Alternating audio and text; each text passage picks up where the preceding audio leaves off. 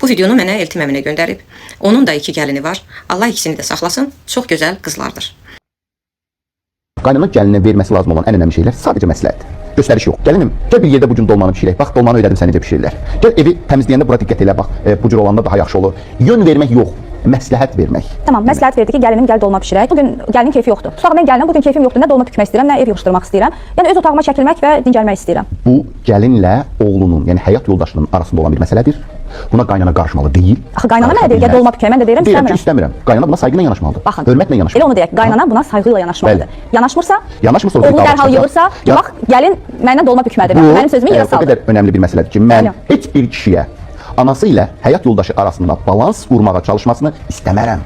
Videoya baxandan sonra Eltimə dedim, siz necə rahat baxırsınız, gəlinə bu qədər sərbəst yanaşırsınız. O isə mənə elə bir cavab verdi ki, düşündürdü. Dedi, zamanla ayaqlaşmaq lazımdır. İndi dövr dəyişib. Zaman dəyişə bilər, amma hörmət, ailə, dəyərləri və qarşılıqlı anlayış dəyişməməlidir. Əgər gəlinə güvənirsənsə, ona hörmət edirsənsə, o da bu hörməti hiss edir və ailəyə daha çox bağlanır. Siz necə düşünürsünüz?